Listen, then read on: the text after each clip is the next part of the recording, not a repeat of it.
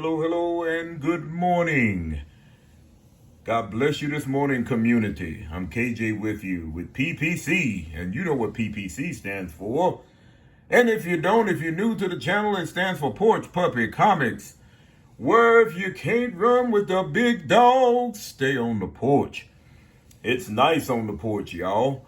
And we just thank the Lord. I don't know about it being nice on the porch out there today, though, y'all. It's 95 degrees while I'm filming this to be shown on Saturday. And we just thank the Lord. 95 degrees here in the little town of Madville. And we just thank the Lord this morning. And we love the Lord this morning. And welcome to episode 24. This is the Pickle Barrel Saturday, where we're going to open up the pickle barrel and seeing what's in it. We're going to take the lid off in it. We're going to see what's in the pickle barrel. And as I've told you before, those of you that may be new to the channel, the pickle barrel is where I go into my own collection. Stuff I've been showing here lately has been more so things that I've picked up over the past several months or weeks, and have been showing you into our new to me comic book Wednesdays, our long haul Mondays. But on the pickle barrel, we're just going to dig in and see what we can find. So while I was thinking about what to do, you know, I told y'all during one episode that I had this picture that I had drawn of Jesus Christ sitting on the throne. He's on the right-hand side of the Father even now, and he has his head in his hand. And in his throne, I was led to draw it this way because on the throne, he has everything that he's offering. He's offering the world. He's offering to you and I. And as you can see on the throne, if you might be able to see it better, but you know, it's peace, it's hope, it's unity, it's mercy, it's faith, it's joy, it's love, it's forgiveness, it's repentance, and it's grace.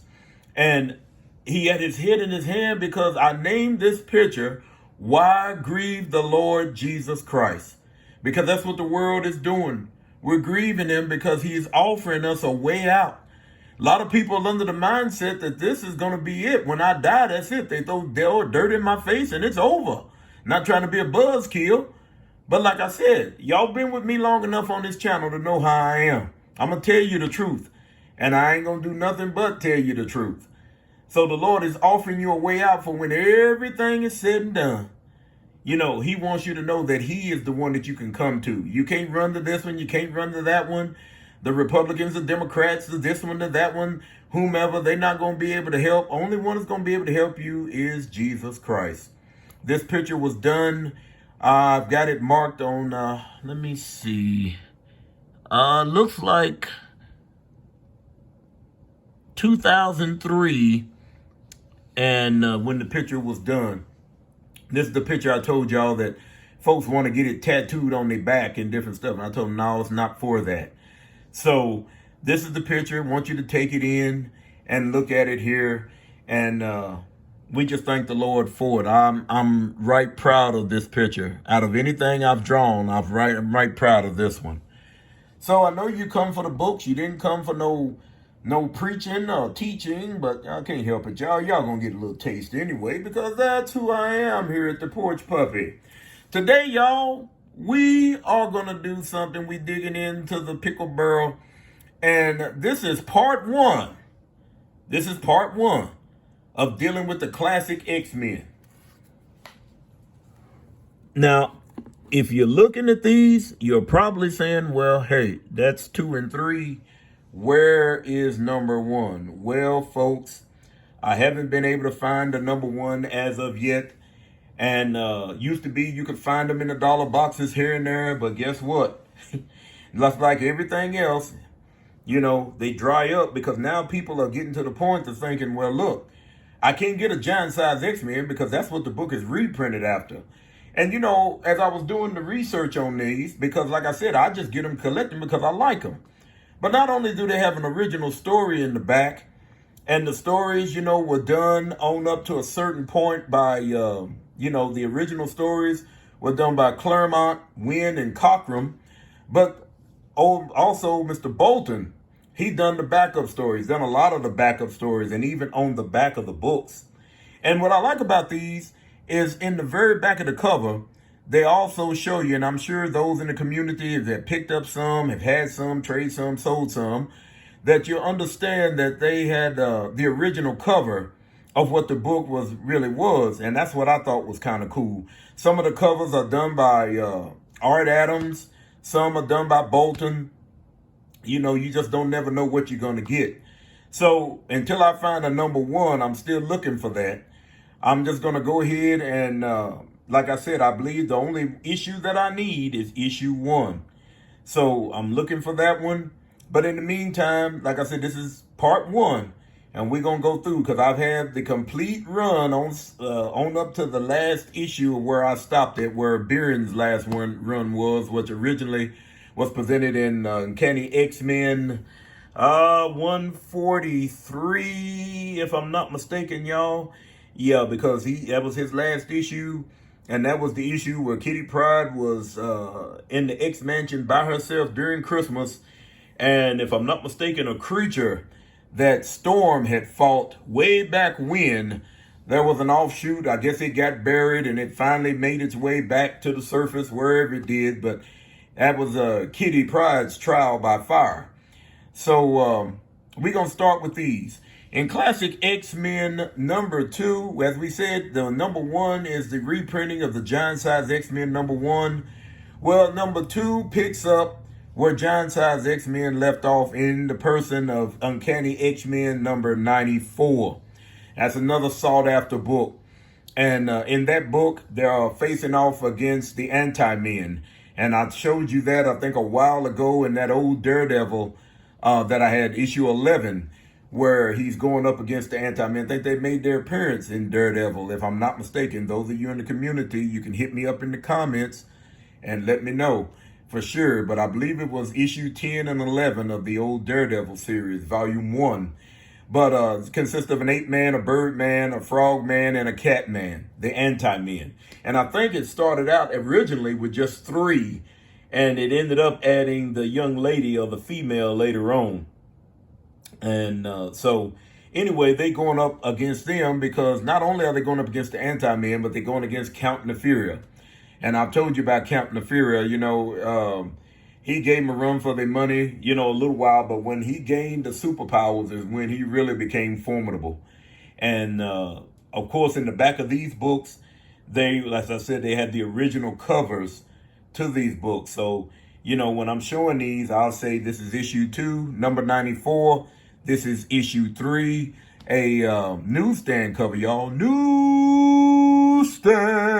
It's a newsstand cover. And it's also the 25th anniversary cover with all the heroes around it in the little photo type block. And that is issue number 3, which in essence is issue 95, which, if I'm not mistaken, is where Thunderbird meets his demise. The backup stories tie in with the stories that are being represented. In the backup story of number 3, where Thunderbird dies, it's got Bolton is doing the art. I forgot who's doing the story, but it was showing Professor Xavier doing he was there for the funeral. And I was reading one part of it where he said, he hardly got to know him, and now he's got to say goodbye.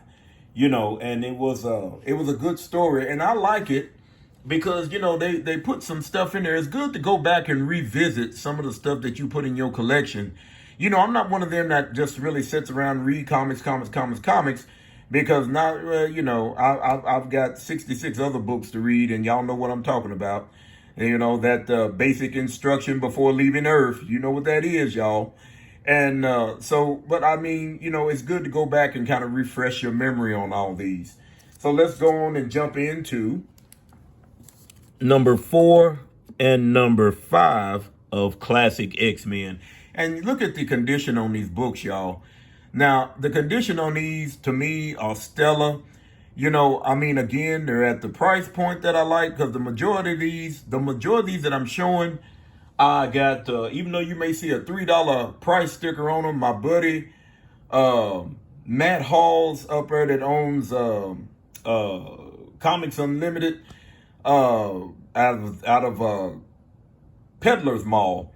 He cut me a good deal on them. So if you see a $3 price tag, don't let it shun you off, because he gave me a great deal on them and a bunch of other books that I bought. You ever get down into Evansville, go to Cowboy Gyms. It's a peddler's mall over in Evansville, Indiana. And Friday, Saturday, and Sunday, go in there. He'll do you right. Just ask for Matt. Tell him KJ sent you. Same way with Owensboro. You ever get into Owensboro, Kentucky, go by and pay my friend a visit over there at Rob's. Over there at Book and Music Exchange is what it used to be called, but it's the old store called the Money Tree. And you can tell them, too, that KJ sent you. These are great guys. I've got a bunch of more friends that's close that, I thank the Lord over the years. But then in number 4 and number 5, we know is 96 and 97. And we thank the Lord for those. And wait a minute, just in case you think you're seeing things, check this out. A number 5 and a number 6. What? Didn't you just show me a number 5? Yes, sir, I did. But guess what? This one is newsstand. Yes, it is, my friends, ladies and gentlemen, a newsstand right here at the PPC on the Pickle Barrel Saturday. And we just thank the Lord for them. These are nice issues, y'all. I encourage you, if you get a chance to run up on a set, pick up a set, pick them up, do like I did. It took me years to get this set together. Because like I said, I'm just not going to go off and pay, $5 to $10 for these books, which is what they're really ringing up for now in certain areas. But these books are real good. They're real nice. And the condition of them are real nice.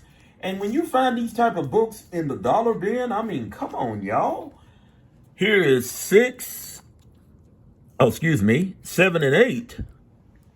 7 and 8 is in reality 99 and 100. The backup story in number 7, which is 99, is a Hellfire Club story dealing with Emma Frost and all her cohorts in there, that they're being attacked, if that's the one I'm thinking about, that they're being attacked by the Sentinels in that particular one. And in the 100th issue, this the 100th issue, which is number 9, that's dealing with the Phoenix. It's got a Phoenix backup story, which is called The Coming of the Phoenix in issue 100, okay? And that's issue number 8, if I'm not mistaken. Yes, 7 and 8, y'all. So here we have number 9 and number 10. Now, let me give you a little backup on number 9 and number 10. Now, number 9 was that was the 101 is what that started out being. And that was Phoenix. That's when she come into her full strength, full power.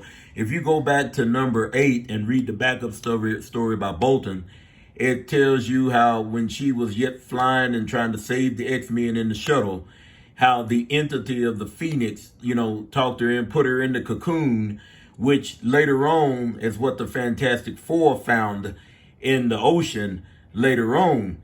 They found her body regenerating in the cocoon. So, I mean, this book here, they put in a lot of ties, retcon a lot of different stuff. Now, in issue 10 was a sought after book when it came out, because it's dealing with anytime that you put Wolverine and Sabretooth together, people wanted them because, one, they was out of costume. They was in their street clothes. But the story behind that one, if I'm not mistaken, was Tag, You're It. Or basically it was called Tag Sucker, You're It. And so, I mean, it was just pretty much the whole couple of pages that Bolton done of, with the senses that Wolverine have and can smell. Sabretooth was close but never could figure out where he was. And he was just doing little bitty things.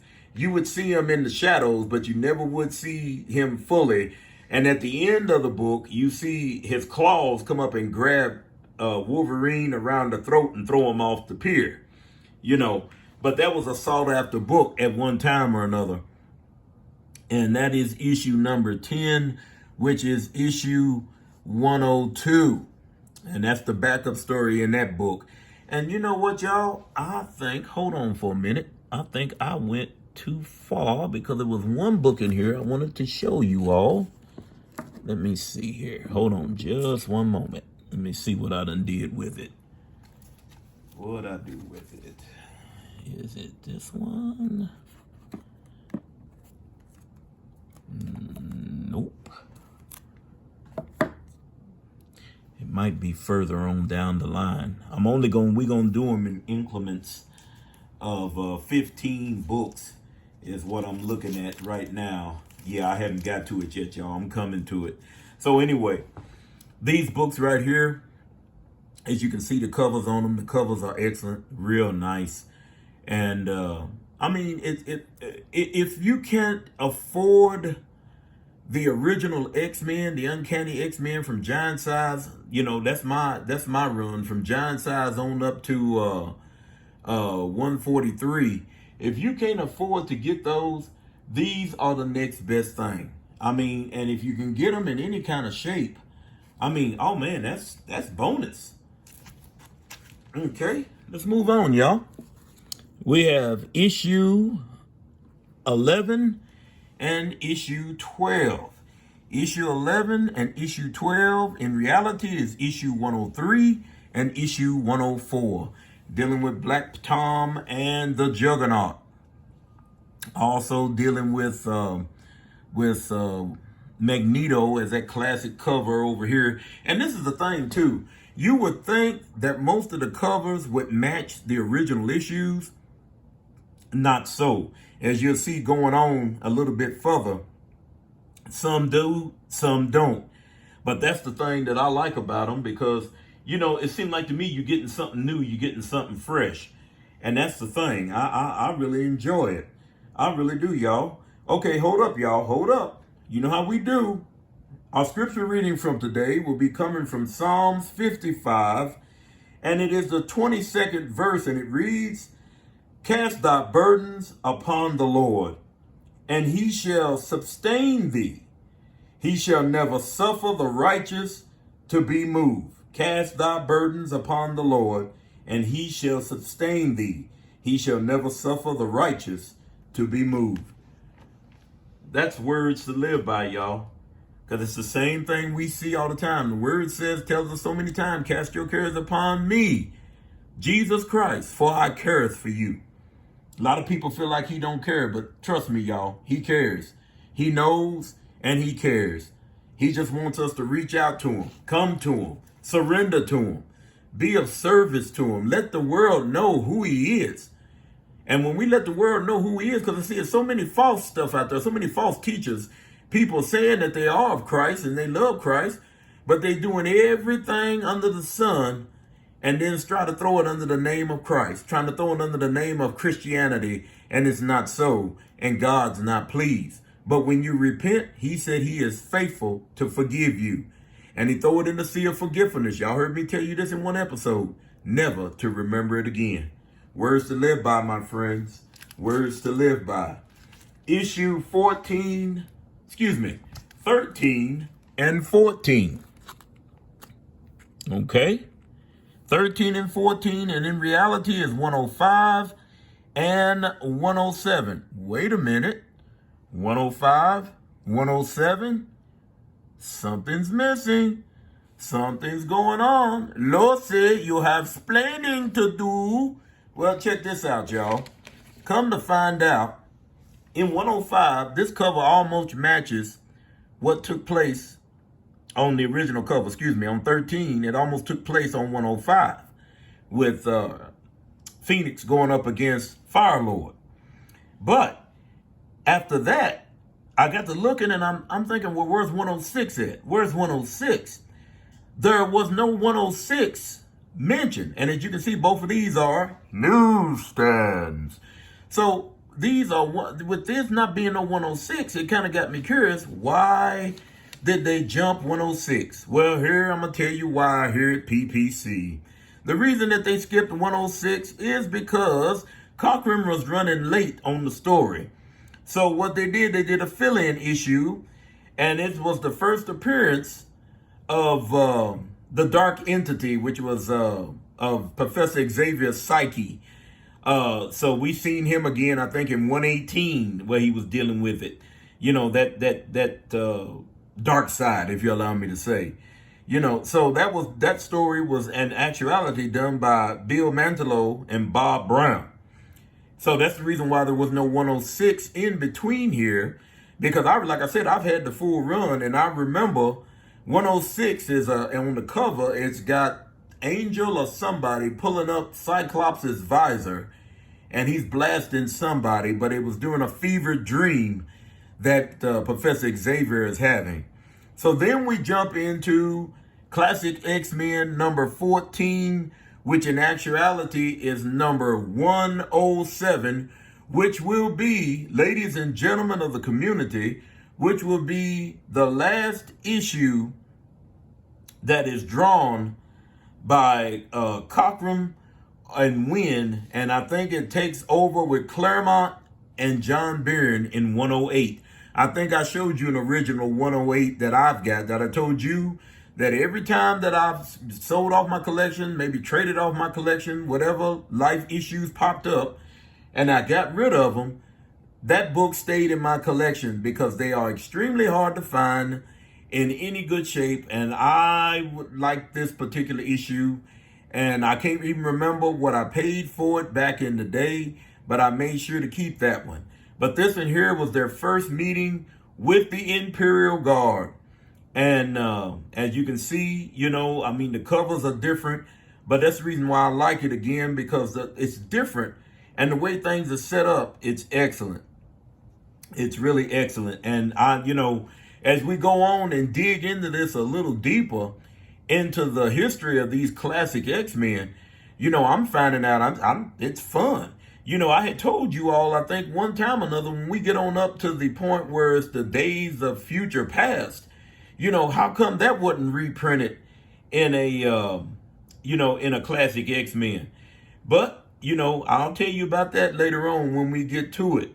You know, but it's only when we get to it is when you're going to find out. You know, you may already know, because a lot of y'all are a whole lot more savvy on these books than I am. Like I said, I'm just an old school, I'm just a dinosaur guy. I like collecting. I like what I like. You know, if I can find some good books. Now, like I showed you the Das Monster von Frankenstein the other day, you know, from Germany. You know, he had a $25 price point on it, which I enjoyed it. I picked it up. You know, I mean, I will bend my own rules every now and then if it's for a book that I actually want. But, you know, it's few and far between. But don't get it twisted, y'all. I don't want to end up with a bunch of stuff that, like I said, now, you know, you got very seldom people that want to trade, or, you know, if there's trading that going on, you know, I know how the thing works. I've been in the business long enough, as far as collecting, got schooled, you know, on through the years, on the trading, on the buying, on the selling. So I automatically know, you know, and I'm still learning stuff. So, I mean, I'm just trying to get a good bead on everything. Because like I said, this is just something I enjoy doing, you know, and it's fun to me. So last but not least, ladies and gentlemen, we have Classic X-Men number 15, which in actuality is 108, the first John Byrne issue of the Uncanny X-Men. And in this particular book is where he makes his run. In this particular book was the final battle between them and the Imperial Guard and Lilandra and whomever else. I think that's when, even when Cyclops finds out about his father, Cursor, from the Starjammers. You know, I mean, everything is in these books, and I like the way it's set up. This will be another one of those collections, just like my Protectors. This will be another one of those collections, community, that I'll hang on to. You know, I mean, there's just got to be some stuff that you hang on to. T. Ravis always tells me all the time, you know, you got to learn how to set on your stuff. And I guess if I'd have learned how to set on it a long time ago, I would have been showing you some massive, massive books, But I said, I thank the Lord for what I had. I thank the Lord for what I was able to get. I thank the Lord for what I'm able to pick up right now, because it's fun, y'all. And, I know, look here, let me tell y'all this right quick. Went to a place yesterday, went to a couple of antique stores in a place called Katie's, Kentucky. Went to a couple of antique stores up there, found some comic books, and, let's just say they weren't ready. They wasn't in Porch Puppy's price range. The condition of them I was saddened.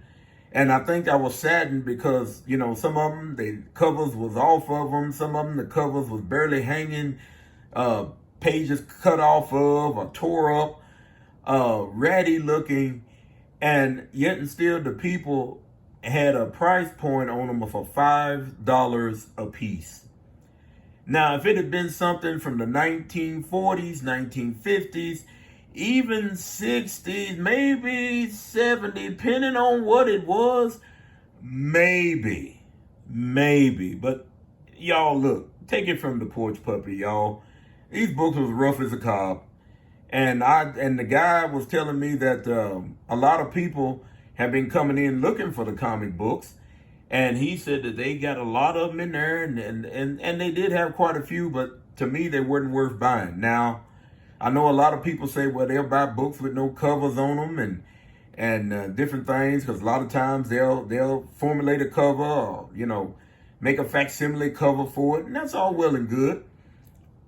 I'm not that invested in it, y'all. I'm invested in the collecting. I enjoy collecting. I enjoy seeing what you all bring to the table, and show off what you have and what y'all done picked up.